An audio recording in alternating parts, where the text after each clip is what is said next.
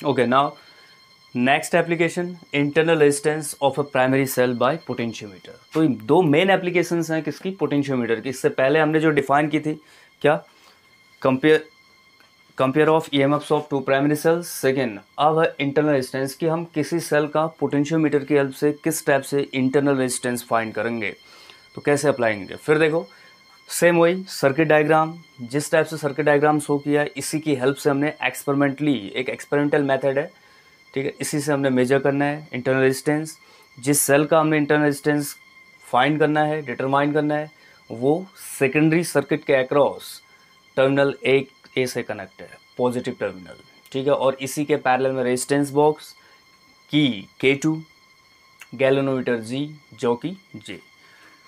Primary circuit में जैसे ही हम K1 को इंसर्ट करेंगे, क्लोज करेंगे, तो पोटेंशियोमीटर वायर के अक्रॉस एक बार अगेन फिर वही प्रोसेस, कांस्टेंट करंट मेंटेन करनी है, ठीक है, करंट कांस्टेंट होनी चाहिए, ओके, पोटेंशियल ग्रेडियंट कांस्टेंट बनाए रखने के लिए।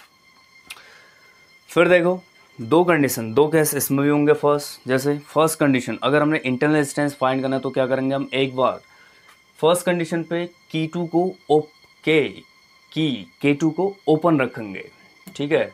इस कंडीशन पे जब ये ओपन होगा तो किस टाइप से सेल किस में होगा, ओपन सर्किट। ओपन सर्किट में होगा तो हम क्या मेजर करेंगे, इसका ईएमएफ इस केस में। तो ऐसे ही देखो, जब जिस केस में ओपन होगा तो फिर की K2 को ओपन रख के, जो कि J की हेल्प से A से B तक फिर से हम क्या ऑब्टेन करेंगे, एक balancing length. Suppose this balancing length is L1। अगर इस बैलेंसिंग लेंथ को हम कितना सपोज कर लेते हैं, L1, तो पोटेंशियोमीटर के प्रिंसिपल के अकॉर्डिंग E इक्वल टू कितना हो जाएगा, K into L1। Again suppose K is the potential gradient. Second condition, अब देखो इस की को अगर हम क्या कर देते हैं, इंसर्ट क्लोज, तो क्या मेजर होगा, टर्मिनल पोटेंशियल डिफरेंस। अब जैसे इस की को क्लोज किया तो फिर से देखो सेल क्लोज सर्किट में होगा, जो कि जे की हेल्प से ए से बी तक फिर से हम क्या ऑब्टेन करेंगे, बैलेंसिंग लेंथ। और इस कंडीशन पे सपोज फिर अगर हमारे पास बैलेंसिंग लेंथ क्या है, L2, अगर हम बैलेंसिंग लेंथ इस कंडीशन के लिए क्या सपोज करते हैं, L2, तो तब देखो terminal potential difference V equal to कितना हो जाएगा, K इंटू L2। दो पॉइंट हैं, जिस टाइप से हम सेल्स के एमईएफ को कंपेयर कर रहे थे तो वहाँ पे हमने दो सेल्स के लिए E1 E2 लिया था। एक बार एक सेल को इंसर्ट किया था, एक बार सेकेंड को।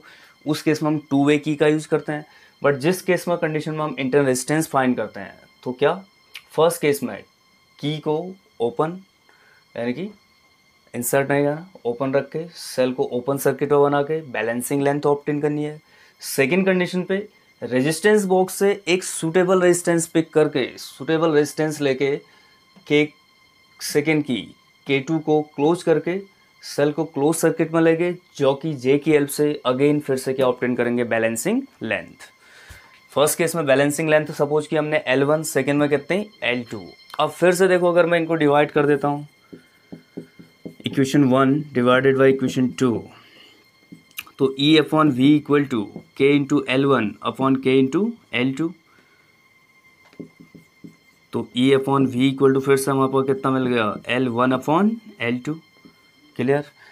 यहाँ से देखो फिर से एक टाइप से E upon V, first case में हमारे पास सेम ऐसा ही कुछ रिलेशन आया था, E1 upon E2 equal to L1 upon L2। यहाँ हमारे पास E upon V equal to L1 upon L2। अब देखो अगर हमने इंटरनल रेजिस्टेंस फाइंड करना है तो इंटरनल रेजिस्टेंस फाइंड करने के लिए क्या होगा कि हम सपोज करते हैं, suppose R is the internal resistance of this cell, यानी कि जो सेल हमने सपोज किया इसका इंटरनल रेजिस्टेंस अगर कितना, स्मॉल r। तो इससे पहले हमने रिलेशन डिफाइन किया, रिलेशन पढ़ा इसी चैप्टर में। तो इस केस में देखो R equal to R into अगर हम रिलेशन का यूज करते हैं E upon V minus one, means by using this relation, if small r is the internal resistance of cell, by using the relation small r equal to capital R, इस R की value जितने का हमने resistance लिया होगा resistance box से वो put करेंगे। तो E अपॉन वी की वैल्यू हमने एक्सपेरिमेंटली कितने हमारे पास, balancing length L1 upon L2, तो R इक्वल टू कितना आ गया, R into L1 upon L2 minus one. तो इजीली स्टेप से हम फाइंड कर लेंगे internal resistance. By using potentiometer. तो पोटेंशियोमीटर की हेल्प से हमने सिर्फ क्या करना है कि एक बार इंटरनल रेजिस्टेंस फाइंड करने के लिए फर्स्टली सेल को ओपन सर्किट में करना है, सेकेंड सेल को क्लोज सर्किट में। एक बार सेल से कोई करंट ड्रॉ नहीं होगी, एक बार सेल से करंट ड्रॉ होगी।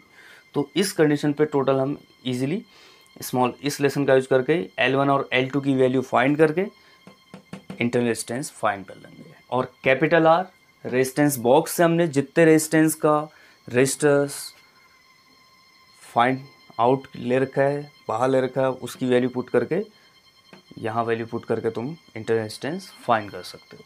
ठीक है, तो ये है पोटेंशियोमीटर और पोटेंशियोमीटर की एप्लीकेशंस। तो ध्यान रखना इन पॉइंट्स, पोटेंशियोमीटर पर बेस कोई ना कोई क्वेश्चन आप रेडी रखना। Okay, thank you.